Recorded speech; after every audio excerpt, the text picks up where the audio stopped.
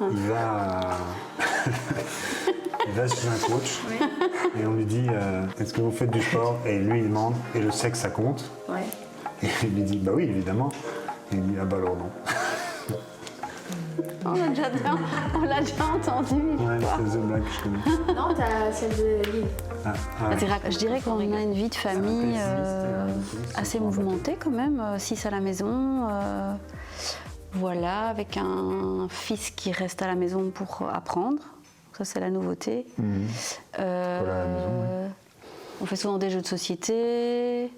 Et puis, c'est vrai que le soir, on est beaucoup partis, nous, parce qu'on profite de notre nouvelle liberté.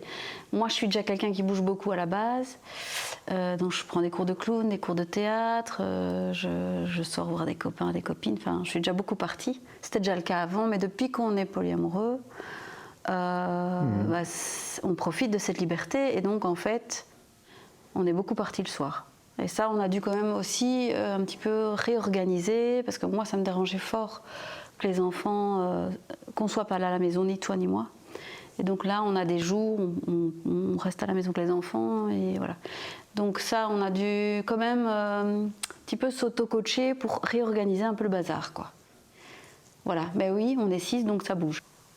Donc on s'est rencontrés à l'école, en fait, d'abord en 1990, quelque chose comme ça, je ne me souviens plus très bien. Et puis après, je l'ai invité au cinéma en 1993. On était en réto. En réto, mais on se connaissait depuis 2-3 ans déjà. Et donc à partir de ce moment-là, on est sortis ensemble depuis 32 ans. Mais moi, de ce que je m'en souviens, on a été vraiment exclusifs philosophiquement pendant 6 mois, 9 mois. On a tout de suite, justement sur le mariage, c'était hors de question. La fidélité, c'était ok, mais on a beaucoup lu, on s'est beaucoup renseigné. C'est pas quelque chose qui nous parlait.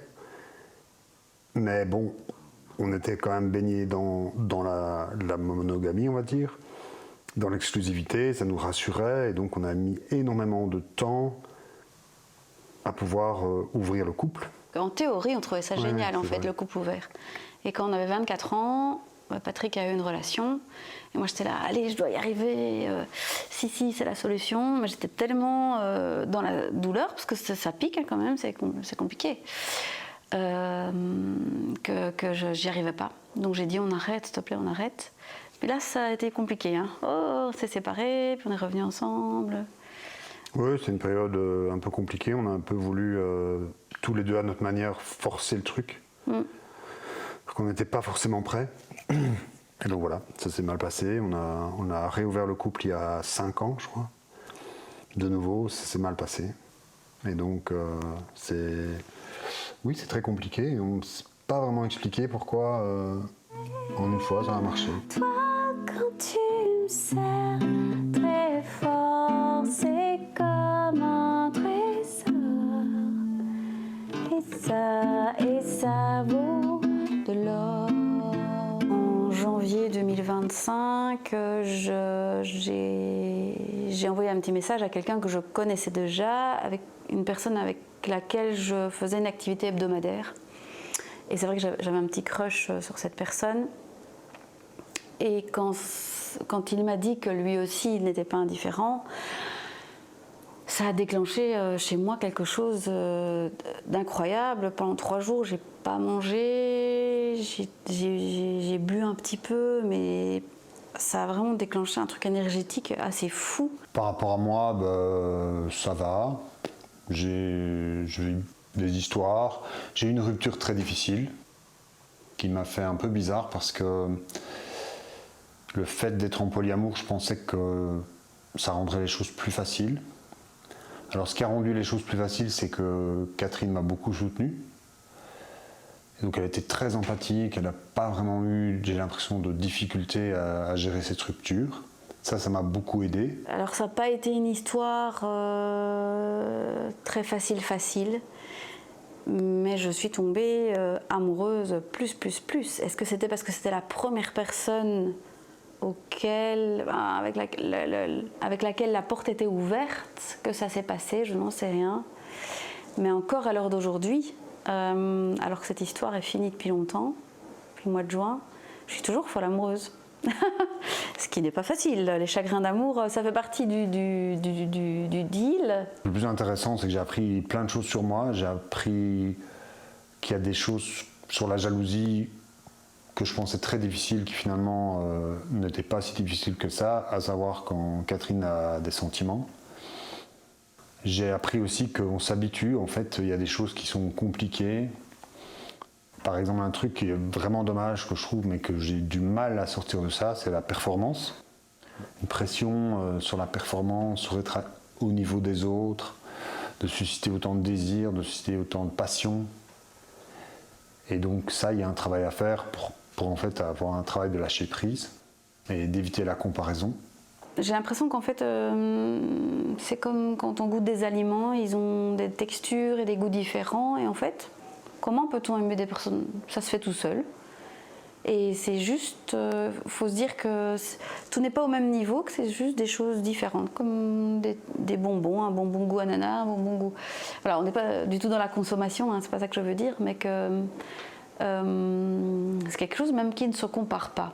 Les doutes, c'est parfois quand vous sortez avec quelqu'un, quand vous avez une histoire avec quelqu'un qui est plus ancré dans la monogamie et qui fait le choix d'avoir une histoire avec vous, je sais pas, ça il faut voir avec elle pourquoi, mais ça parfois c'est compliqué quand même. Il y a des gens pour qui c'est ancré, de chez ancré l'exclusivité, alors même s'ils font ce petit écart avec vous, c'est pas facile, il reste de la jalousie, il reste des demandes qui sont difficiles à satisfaire. Donc la question que je me poserais, c'est est-ce qu'il vaut mieux pas rester entre polyamoureux, quoi.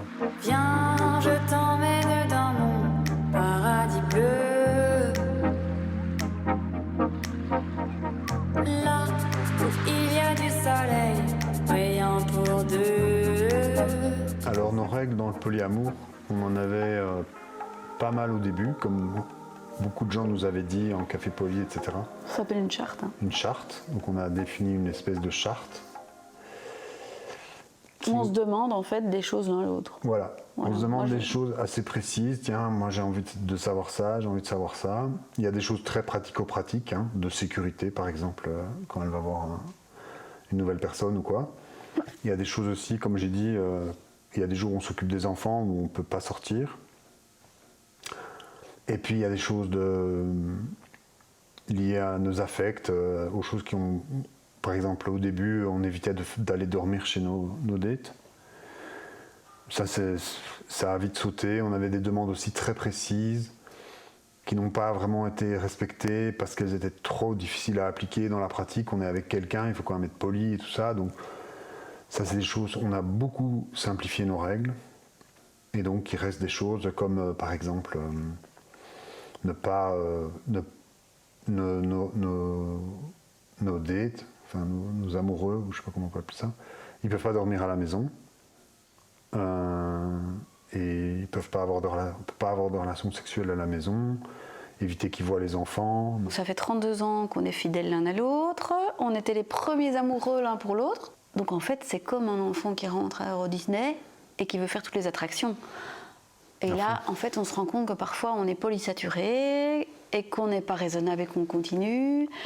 En fait, je pense que là, on découvre, on profite à 100%, voire 150%, et qu'après, tout doucement, tout ça va diminuer. Et voilà. Moi, personnellement, je trouve qu'on n'est pas assez ensemble. Je trouve qu'on est un petit peu trop partis, quoi. La question d'avoir honte de cet aspect-là de ma vie, je suis quelqu'un d'assez bavard et d'assez extraverti par rapport à tout ça, par rapport à ma vie. Je raconte beaucoup de choses, j'ai pas beaucoup de tabous, mais je me suis rendu compte qu'à ce niveau-là, il faut faire un petit peu attention. Parce que les gens confondent polyamour, couple libre, aussi libertinage, club, échangisme. Et les gens, parfois, j'ai l'impression qu'ils pensaient que c'était quelque chose de vilain, de sale. Et même une fois, j'étais avec 2 copines dans une soirée, et là aussi, je me suis senti un peu marginal comme ça. D'être en public comme ça, ça m'a un peu... Ouais, j'aurais dit que non, mais quand on est dans le cas, C'est pas évident, je trouve, de sentir différent, en fait. Mais en fait, je pense que le concept de la femme complètement libérée, qui va écouter ce qu'elle avait envie de faire, ça dérange. Et ça peut déranger certaines de mes amies parce que je pense que ça peut les confronter elles-mêmes à leur propre désir de liberté et que c'est là que ça peut peut-être un peu coincer et que c'est tout à fait inconscient chez elles peut-être. Et donc c'est là où moi je dois y aller à petits pas et que je ne peux pas dire ça par exemple. Moi j'ai beaucoup de gratitude par rapport à la vie parce que j'ai rencontré une femme formidable très très tôt qui me convenait à 99%. Je pense que la principale raison de la réussite de notre couple, c'est la chance. Malheureusement, c'est pas un conseil, mais on a eu beaucoup de chance. On s'est construit à deux, on a construit notre sexualité à deux. Ça a très bien marché aussi. La sexualité, ça a toujours très bien marché. Et donc, ouais, c'est la chance. J'ai beaucoup de gratitude pour mon couple, d'avoir rencontré cette femme-là, à cet âge-là. Ce qui a rendu les choses plus faciles aussi. On s'aime profondément. Et c'est marrant parce que quand vous me posez la question là, je me rends compte que l'amour que j'ai pour lui est beaucoup plus grand que je ne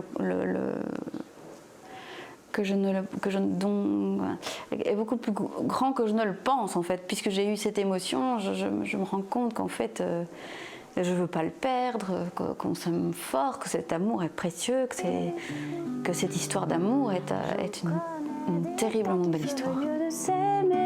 Un peu comme nous qui nous aimons beaucoup et d'envoyer ailleurs valser les bagues et les cœurs en collier.